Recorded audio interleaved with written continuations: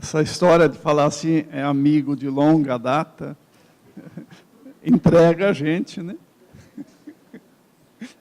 Embora nem sempre a gente consiga disfarçar. Mas, realmente, a Rosalina é uma irmã que carrego com muito carinho e com muito respeito.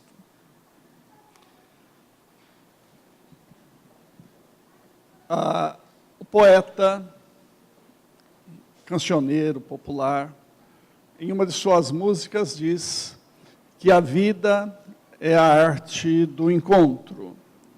Na verdade, nós espíritas podemos dizer que a reencarnação é a arte do reencontro. Nós nascemos, vivemos e renascemos, muitas vezes, no mesmo grupo de espíritos, do qual fazemos parte. Às vezes, não na mesma família material, da terra, sanguínea, mas sempre vinculados ao grupo de espíritos com os quais evoluímos. Assim nós nascemos, voltamos, nos reencontramos, mesmo que tenhamos nascido em famílias distantes materialmente. Nos reencontramos, porque precisamos progredir e evoluir juntos. Sempre em nossa família existem aqueles que estão na vanguarda, que são mais evoluídos, e naturalmente esses nos auxiliam nas nossas experiências diárias. Allan Kardec assim nos diz que somos sempre participantes de um grupo de espíritos que nos encontramos na matéria para dividir experiências e aprendizado. Dr. Adolfo Bezerra de Menezes, esse espírito extraordinário, do qual temos notícia, nos traz algumas histórias que deixam evidente este acontecimento, essa união, esse entrelaçamento de espíritos e que às vezes nos esquecemos no nosso dia a dia. Em uma de suas obras de psicografia de Dona Ivone do Amaral Pereira, ele nos diz que no dia 6 de janeiro de 1864, portanto, quando ele ainda não era espírita, ele estava no final do dia, o dia consagrado na tradição católica, Dia dos Reis. Ele estava em sua casa, já tarde da noite, por volta de 11 horas da noite, e já estava se preparando para o descanso natural. Informa que naquele momento chovia muito, mas ouviu com muita insistência o bater do sino, de um sino que ele tinha na entrada de sua casa. E como já era tarde, um de seus serviçais foi atender e se deparou com um jovem negro que trabalhava numa importante casa daquele mesmo bairro, São Cristóvão, e vinha pedir a assistência do médico, Dr. Bezerra, porque o seu patrão estava muito mal. Ele morava no interior do estado, mas tinha seu palacete também na cidade do Rio de Janeiro, e estava passando alguns dias e tentara o suicídio. E pedia, então, insistentemente, para que Dr. Bezerra fosse atendê-lo, embora não fosse ele o médico da família. Naturalmente, Dr. Bezerra tomou seus apetrechos para ir encontrar-se com esse cidadão, Antônio de Maria Siqueira Barbedo, que ele não conhecia, mas logo que chegou na casa, adivinhou o drama, porque um jovem de pouco mais de 25 anos estava à beira da morte, mas também a sua filha recém-nascida abeirava-se do túmulo pela enfermidade que apresentava. Diz Dr. Bezerra de Menezes que passou a noite tratando, cuidando daquelas duas pessoas. Uma jovem menina de 15 dias de idade e o Barbedo, Antônio Barbedo.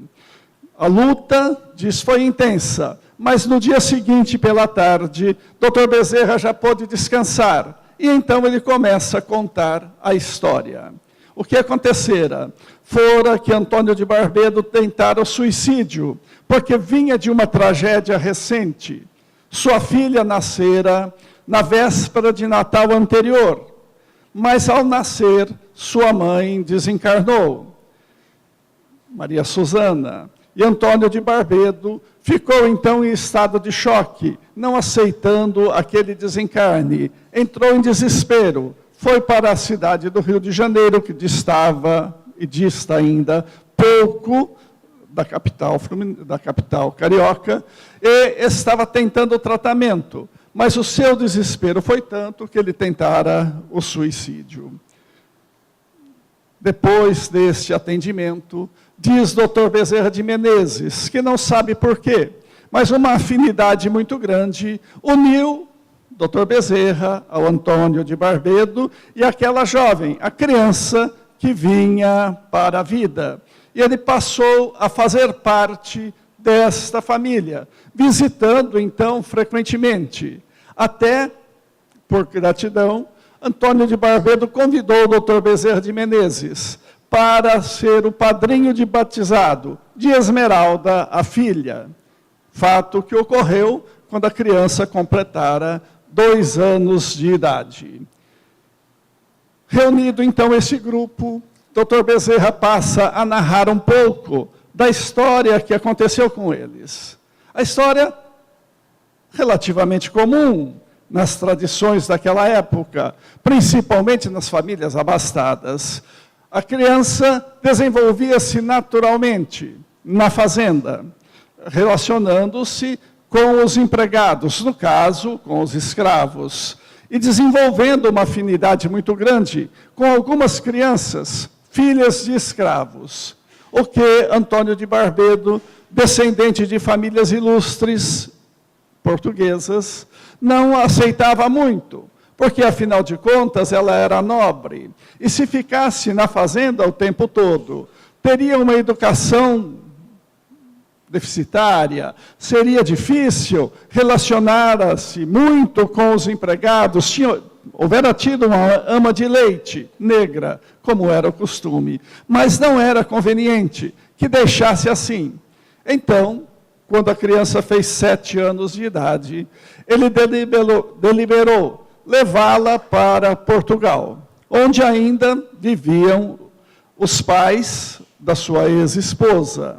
Levou-a, então, para Coimbra, para que ela pudesse ser educada no ambiente mais favorável. E foi porque os seus avós maternos deliberaram, então, interná-la num educandário em Lisboa, onde uma de suas tias estava desenvolvendo a sua vocação religiosa. E assim foi feito. A criança foi levada, então, para Portugal. E Antônio de Barbedo, naturalmente, foi junto, porque não se pode levar uma criança de 2 anos e abandoná-la de imediato em terras estranhas. Ele foi e ficou lá por 2 anos completos, até que a menina se habituara à sua nova vida. Então, ele voltaria, como voltou, para o Brasil. Era viúvo, jovem, de boa aparência. Então, aconselharam-no a, antes de voltar para o Brasil, que se casasse novamente, tomasse uma segunda esposa, que seria bom para ele, bom para a sua evolução. Mas ele dizia que jamais poderia abandonar a imagem da sua ex-esposa, Maria Susana, e que ele ficaria, então, sem se consorciar novamente. Voltaria solteiro, continuaria viúvo, no caso, e continuaria sem a companheira pelo resto de sua vida. E voltou para o Brasil. foi para a sua fazenda e lá ficou com a intenção de não sair mais, de trabalhar muito, de envolver-se muito no serviço. E assim ele o fez. Mas a solidão não é boa companheira. E ele começou a desenvolver um tipo de esquizofrenia. E seus amigos, então, aconselharam a que ele viajasse, passeasse, saísse da fazenda e fosse conhecer outras terras, outras cidades, que faria bem para a sua saúde. Dr. Bezerra de Menezes diz que concordou e concordava com essa ideia. E assim ele fez, começou a viajar. E foi viajar um dia para Recife, uma das cidades que ele não conhecia. E estava lá, numa pensão, durante um período, quando uma jovem, de aparência bonita, serviçal da casa, começa a se insinuar com ele, a admirá-lo, a olhá-lo. E certa feita, ele viu a sua atenção despertada para ela e perguntou o que acontecia. E a jovem, então, começa a falar com ele, conta a sua história. Estava lá trabalhando, quase na miséria, e tinha uma filha, de uma aventura que ela houvera tido, e que estava muito enferma. E como ele era médico, ela queria, se ele pudesse, auxiliá-la. E ele começou a tratar da pequena Ana Maria. E com isso foi se aproximando de Severínia, sua mãe, até que começou, então, a ter um envolvimento além da amizade. Tomou-a por amante, e quando ele voltou para Santa Maria, trouxe-a na condição de acompanhante. E colocou-a em sua casa, a princípio, como uma coordenadora de atividades, mas depois, assumindo toda a responsabilidade do seu relacionamento com ela. E tornou-a, então, a sua companheira.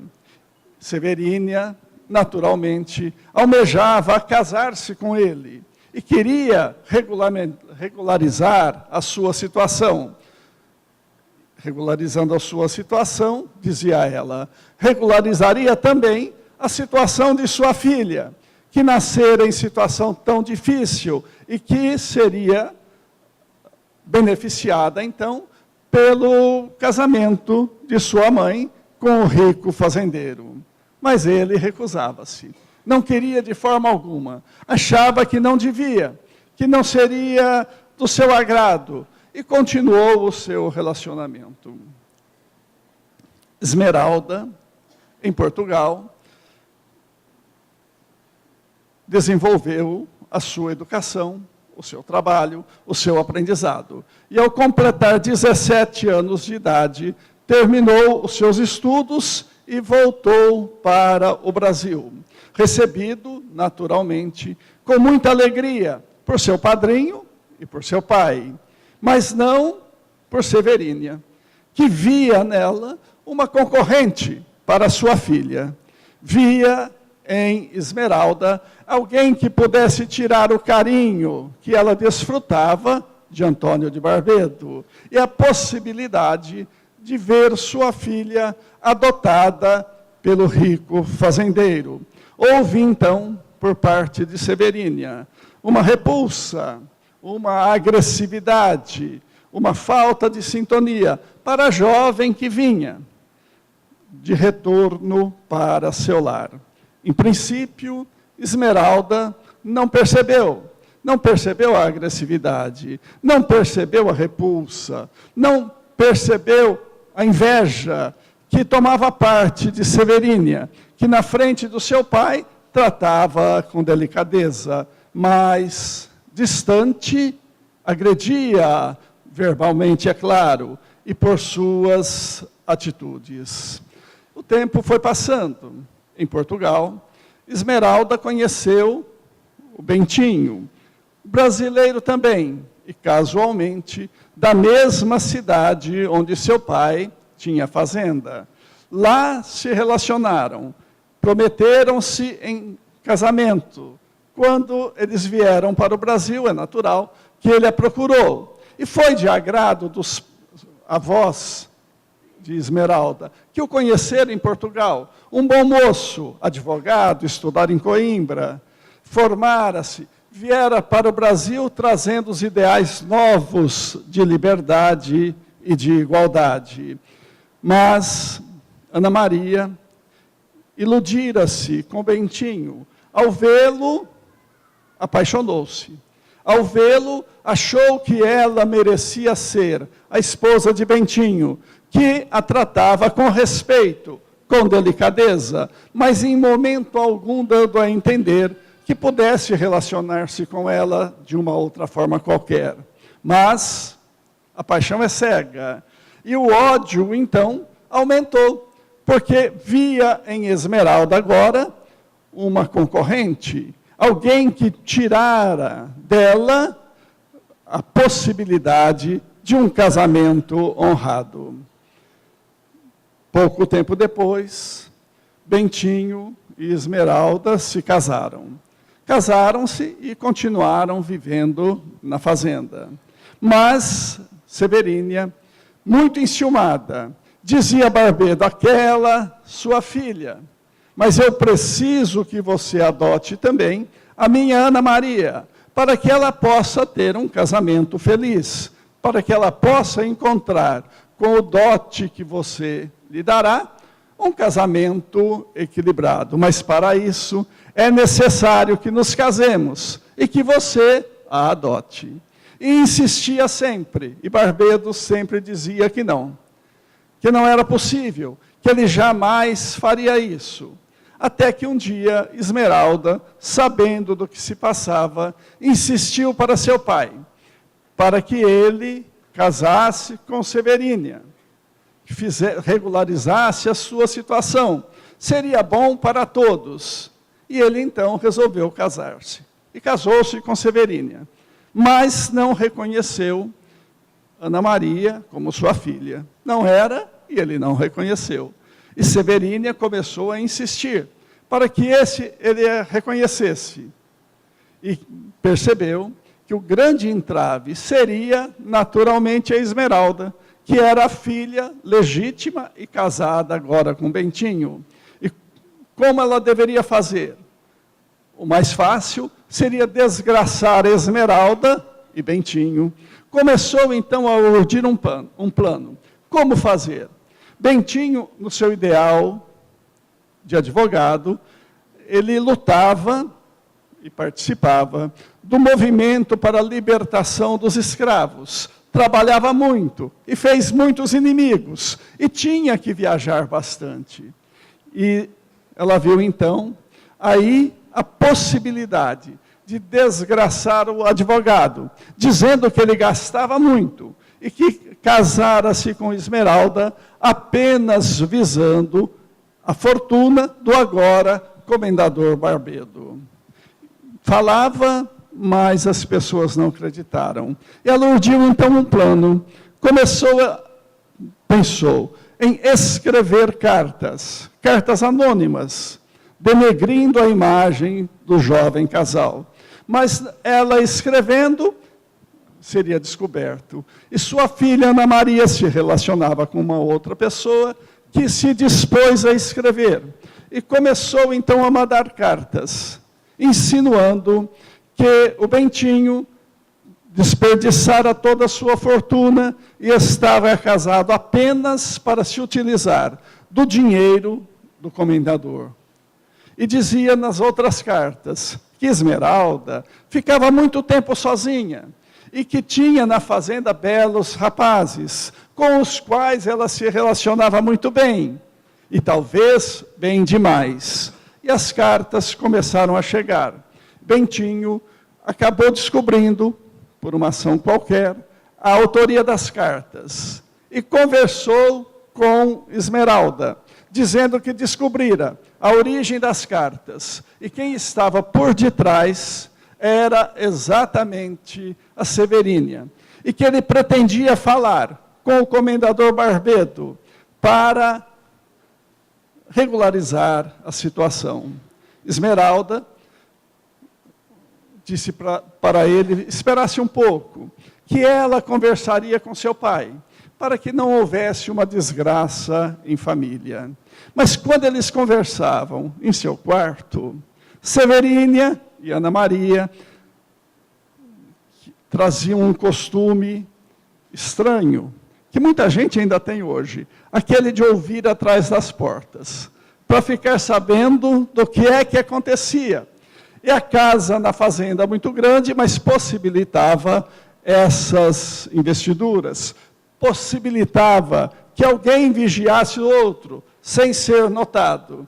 E quando eles conversaram, naquele dia, ela ouviu, estava atrás da porta, ouviu e se desesperou, porque se chegasse aos ouvidos do comendador, que ela era a autora das cartas, e almejava alguma coisa, almejava a fortuna, ela seria expulsa, no mínimo, da fazenda.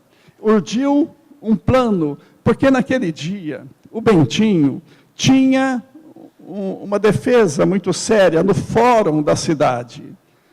Conversara com Esmeralda em seu quarto, e ele queria que a Esmeralda permitisse que ele fizesse um documento que já estava pronto para apresentar ao comendador Barbedo, onde ele abria mão de qualquer herança, para provar para ele que não tinha nenhuma intenção de ficar com a fortuna.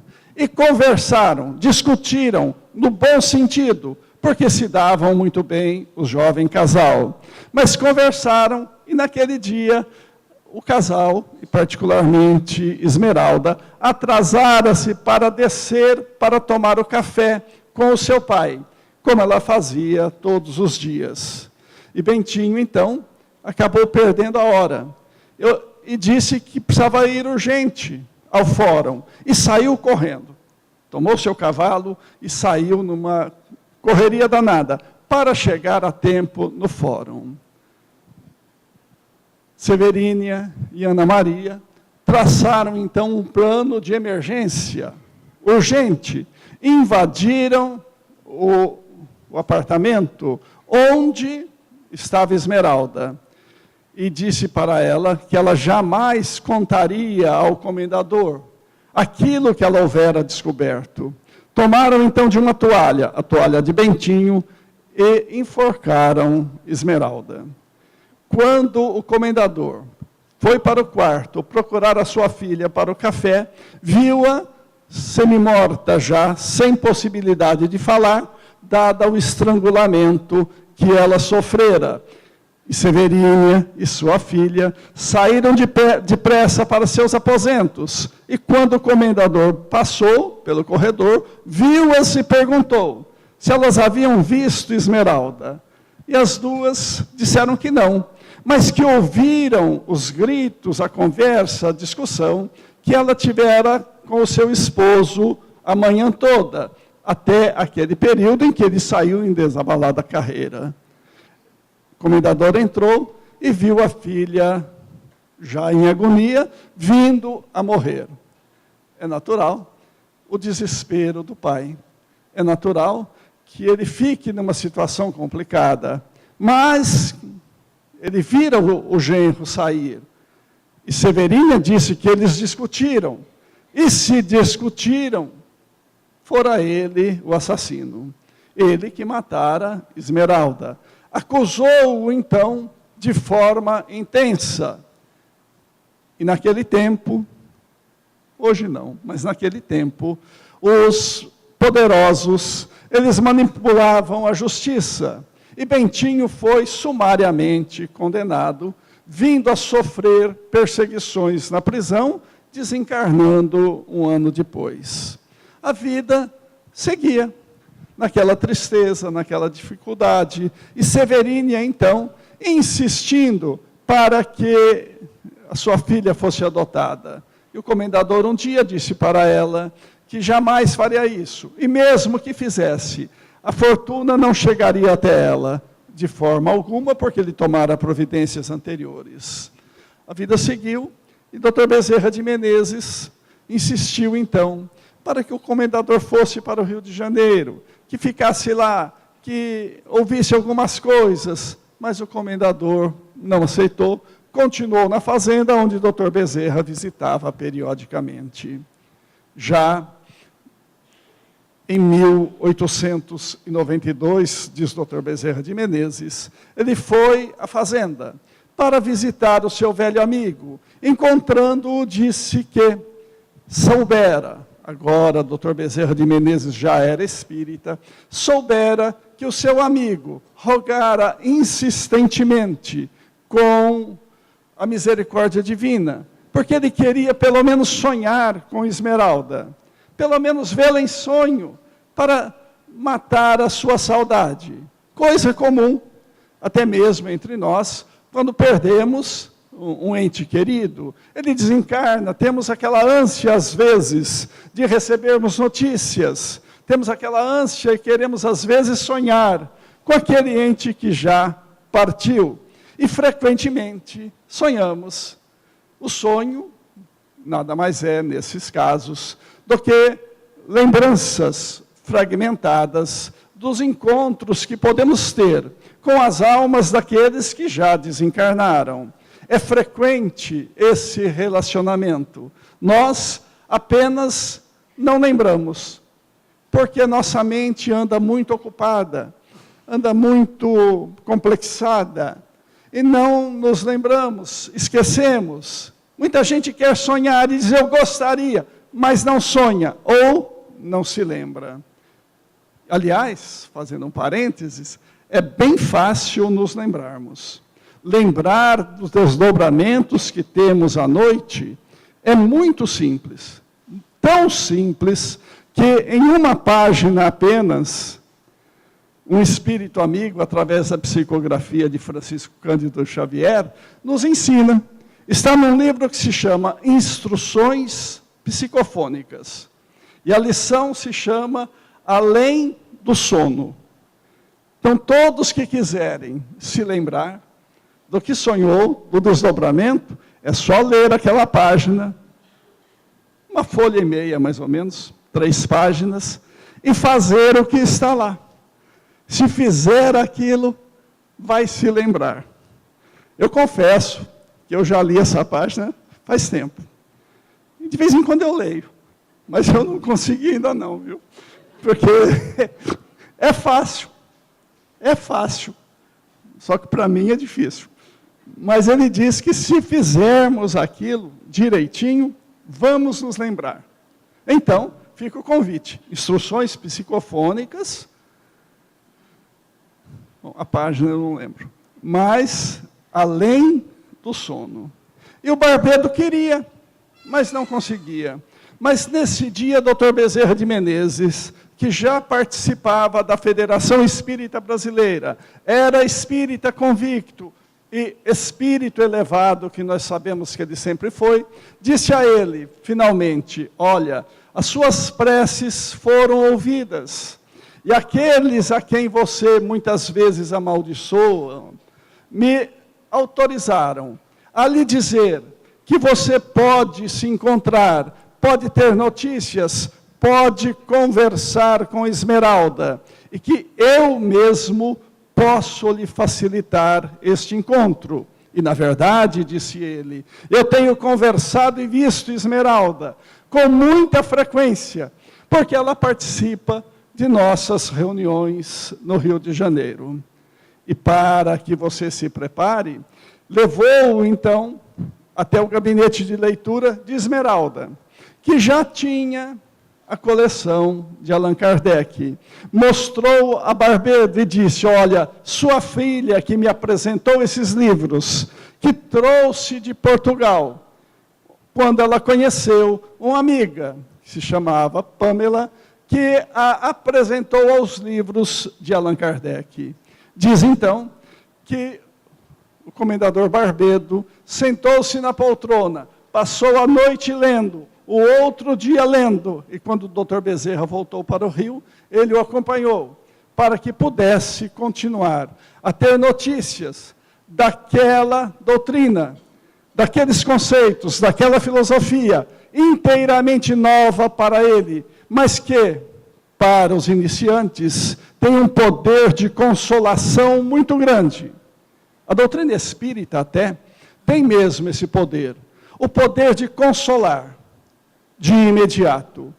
Todo neófito, ao ter as notícias, tem a possibilidade de ter o consolo, quase que imediato. Ao espírita convicto, precisa de um pouco mais.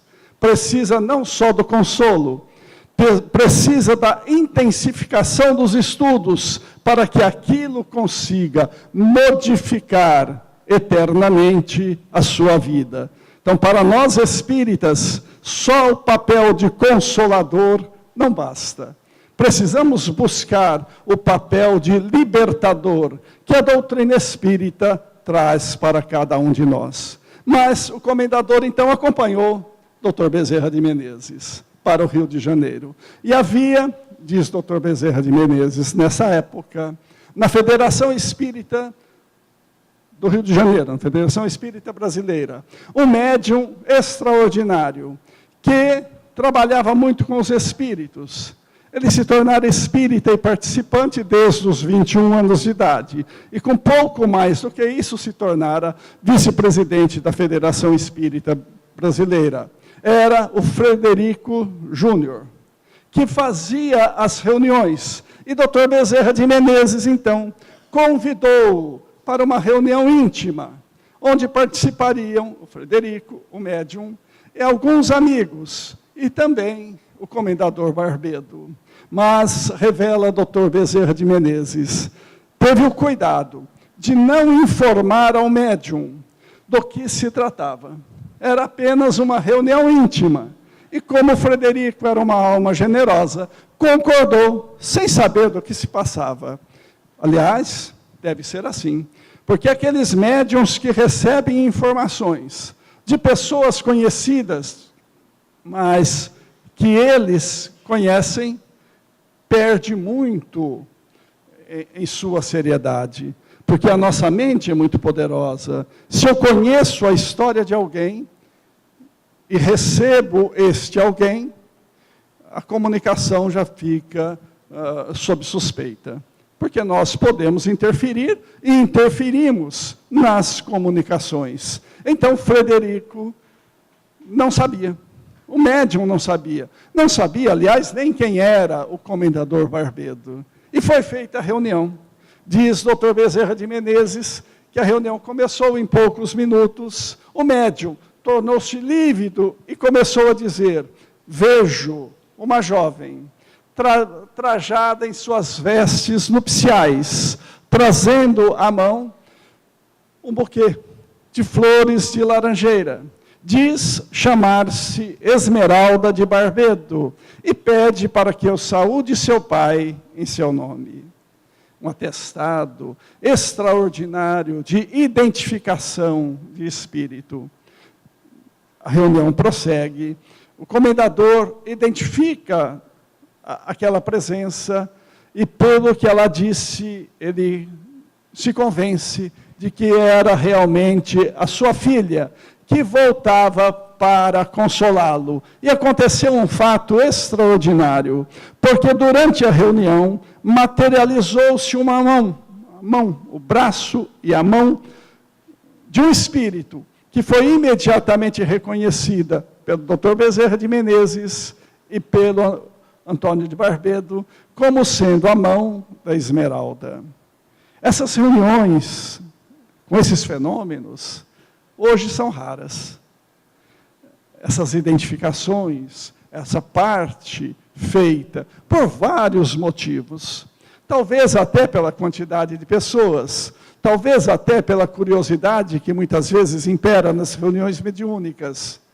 Mas, sobretudo, diz Dr. Bezerra de Menezes, pela condição dos espíritas, de nós espíritas, que participamos dessas reuniões. Porque espírita é extraordinário. Mas, naquele tempo, em 1893, era difícil ser espírita. Eu não sou daquela época, nem a Rosalina. Mas eu sou de outra época, não da atual. quando os espíritas eram perseguidos. Eu não nasci espírita, minha mãe era católica, meu pai era espírita. Mas ele frequentava, numa cidade muito grande, chamada Tambaú, frequentava o centro, com toda a dificuldade.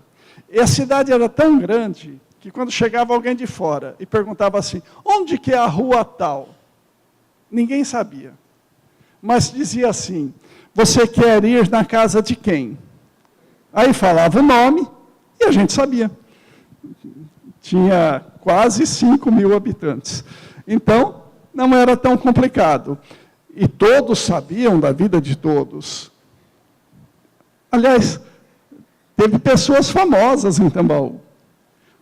Um padre, o padre Donizete Tavares de Lima, que foi para o Tambaú expulso de Vargem Grande do Sul, e ficou lá e fez uma série de coisas, um médium extraordinário, uma pessoa extremamente séria e austera, muito amiga dos espíritas. E o Joemir Betting, né? Também era de Tambaú. E eu também, né? Porque ninguém é perfeito. Mas era difícil ser espíritas, porque algumas pessoas, quando iam andando pela rua e chegavam em frente à minha casa, mudavam de calçada. Porque espiritismo era coisa do demônio, era complicado. Eu não sei como é que eles faziam quando meu pai ia na casa deles, porque o meu pai era eletricista da companhia. E naquele tempo, quem fazia a instalação das casas era a companhia, não tinha eletricistas particulares. Então, o meu pai era eletricista e tinha que ir nessas casas. E devia ser complicado, porque já pensou? Você está em casa e tem um espírito andando no forro? Não era espírito, mas era espírita. E certamente, ele era maior do que eu, fazia barulho. Então, o espírita fazia barulho lá em cima. Espírito, não sei se faz. Mas era complicado. Tem um amigo daqui de Rio Preto, que trabalhava numa escola, e quando descobriram que ele era espírita, mandaram embora. Aqui, em 1972. Imagina, agora. Agora a gente chega lá e fala assim, eu sou espírita, está contratado. Porque espírita é bacana, espírita é honesto. Embora, um dia, eu tinha um amigo na Polícia Federal, espírita, e tinha um delegado lá, também faz tempo, que não era espírita, não é o que está aí não. Mas um dia ele chamou meu amigo, que prenderam um traficante ali, chamou meu amigo e falou, vem cá, vem ver a ficha dele. Ele olhou e falou assim, olha a religião dele, espírita. Mas não combina. Nós sabemos que não combina, mas ele era espírita. Não sei se ele frequentava centro, mas pelo menos se dizia espírita. E o delegado, então, achou muito divertido. Um espírita que rouba e que vende droga para os outros. Naquela época, não. Naquela época, espírita não fazia isso. Espírita tinha uma conduta diferente, capaz de se impor diante da população, pela seriedade, pelo trabalho, pela honestidade. E isso, diz Dr. Bezerra de Menezes, facilita a atuação dos espíritos. Kardec também diz. A seriedade, o conhecimento, a postura, o comportamento, facilita o nosso encontro com os espíritos superiores. Eles eram espíritas dentro do centro, no serviço, na rua, em casa, em todos os momentos. E Dr. Bezerra de Menezes diz assim, quando os espíritas atuais forem iguais aos espíritos daquela época, o relacionamento entre os espíritos e os homens vão ser iguais. Então, nós precisamos buscar um algo mais, que talvez tenhamos perdido com o inchaço do movimento espírita. A permissividade em muitas casas espíritas chega ao ponto de ter baile espírita. Sessão espírita com danças. Bom, isso não existe em lugar nenhum. Mas algumas casas fazem. Mas, então, nesta reunião, Antônio de Barbedo mereceu reconhecer a filha, receber a sua mensagem. E reuniões continuaram. E ela se manifestando, até mesmo se materializando de maneira completa para aqueles que participavam. E Dr. Bezerra de Menezes e Antônio de Barbedo, então, continuaram a participar, a ter esse intercâmbio com o espírito de Esmeralda. Chegou um dia que Esmeralda disse assim: eu não vou ficar muito tempo aqui, eu vou reencarnar, eu vou nascer de novo. E disse para seu pai: o Senhor me estreitará nos braços novamente e me reconhecerá, porque eu nascerei como filha de sua sobrinha neta. E quando eu nascer, procure em meu rosto, no ângulo da face, uma marca, que é aquela marca que eu tinha na reencarnação passada. O Senhor poderá reconhecer quando eu nascer, porque o Senhor vai estar reencarnado, vai poder me rever, não como filha, mas como uma sobrinha neta. No caso, bisneta, né? Voltarei à família, não ostentarei o seu nome, porém estaremos na mesma casa. Em outra reunião, ela percebeu que o seu antigo pai, Barbedo, deixaria um testamento para que ela fosse a herdeira da sua fazenda. Ela pede a ele, então, que no seu testamento faça algumas observações. Uma delas, que ela só recebesse a herança quando completasse 25 anos de idade, porque ela queria ter a dificuldade da vida para não esmorecer o caráter como espírito reencarnado. Dizia mais, que nesse testamento ele deveria deixar uma nota inocentando o Bentinho, porque ela assim o queria. Mas queria mais ainda, queria que o seu nome fosse o nome daquela sua antiga amiga de Coimbra, de Pamela. Ela escolheu o seu próprio nome. Aliás, fato muito comum entre nós. Muitas vezes nasce a criança e os pais pensaram uma porção de nome. De repente, não vai ser nada daquilo, vai ser fulana. Intuição do espírito que vem renascendo e que escolheu o seu próprio nome.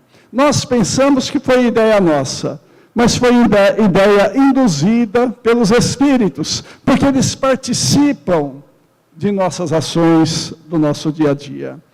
Passou o tempo, e um dia, já no começo do século passado, estava Dr. Bezerra de Menezes e Antônio de Barbedo na fazenda Santa Maria, quando o seu afilhado, um jovem de agora 17 anos, entrou e queria que ele o levasse para o Rio de Janeiro. Não queria continuar morando na fazenda, porque lá ele tinha muito medo de Severínia e de sua filha Ana Maria. E Antônio de Barbedo disse que não o levaria. Mas por que ele teria medo, se estava tudo muito bem? E disse então que ele conversava muitas vezes com Esmeralda, e que ela voltaria.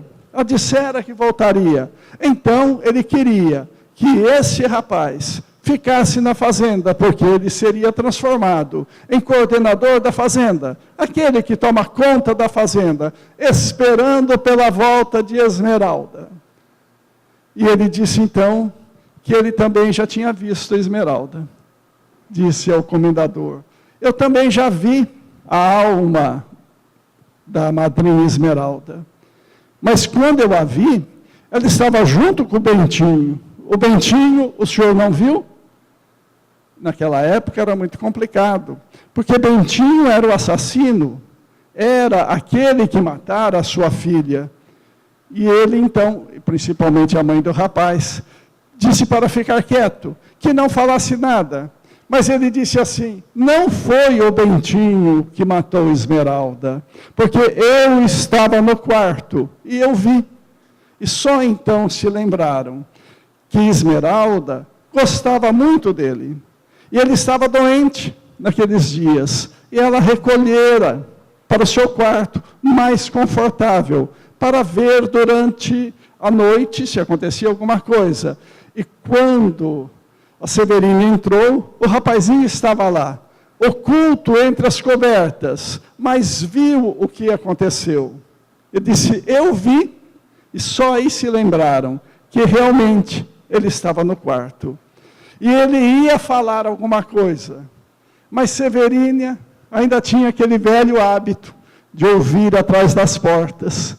E quando ouviu o rapaz dizer que não fora o Bentinho que matara, mas outra pessoa, e se dispunha a falar, ela invadiu o quarto e ficou bravo. Disse assim, você não estava lá porque eu não o vi. É claro que a conversa dali para frente tomou aquele rumo difícil, mas em que ela confessa o crime. Mas, diante da estupefação que foi do momento, perceberam que Antônio de Barbedo não ficou agressivo. Ao contrário, amparou-a, porque percebeu nela o princípio da demência, que se instalaria dali para frente de forma gritante. Amparou-a e, por sugestão de Esmeralda, perdoou a assassina de sua filha. Assim agiam os espíritas, conforme a recomendação do Cristo, para perdoarmos aqueles que nos ofendem, perdoarmos aqueles que nos magoam. E ele perdoou e cuidou de Severina e da filha até que elas vieram a desencarnar. Difícil? Eu creio que sim. Perdoar aquele que não acha meu nome bonito, eu já acho difícil. Imagine perdoar alguém que agrediu violentamente a nós outros, matando até os nossos filhos. Mas por recomendação de Esmeralda, o Barbedo perdoou. E acolheu-a, cuidando dela. E a vida prosseguiu. E eu vou terminar logo, senão vou até meia-noite. Mas prosseguiu. E um dia, Esmeralda, numa das reuniões, disse para o seu pai, hoje eu venho me despedir, porque exatamente daqui a um ano, estarei de volta à matéria, e na mesma casa onde eu nasci antes, o Senhor poderá ouvir os meus primeiros choros, e poderá amparar-me, poderá novamente ter em meus braços. E assim se foi. E ela nasceu, e naturalmente, o Barbedo, encarnado ainda, recebeu-a em seus braços. É o reencontro. As almas amigas voltam, e nós nos encontramos com elas. Nossos filhos são almas que conviveram conosco, são almas amigas. A reencarnação nos reaproxima dos entes queridos, às vezes daqueles não tão queridos, mas também pertencentes à nossa família. Nós não nascemos por acaso, e nossa família não é por acaso. Quando às vezes dizem, eu não pedi para nascer, mentira. Pediu e pediu muito. Às vezes foi até difícil de achar alguém da família que os recebesse. Aí então eles dão um jeitinho e nascem em outro lugar. Acabam se encontrando. Porque nós precisamos nos aproximar daqueles que nos são caros. E nos reaproximamos pela reencarnação. A reencarnação, parafraseando então o poeta, é a arte do reencontro. Nós nascemos de novo para nos abraçarmos e perdoarmos aqueles que talvez nos tenham ofendido, mas sempre no intuito de estarmos juntos, para progredirmos em família, para os planos mais elevados da vida. E a doutrina espírita, que consola, mas sobretudo esclarece, nos dá o roteiro, para que possamos fazer isso com equilíbrio, com dignidade e com amor. Que Jesus nos abençoe e os abençoe pela paciência.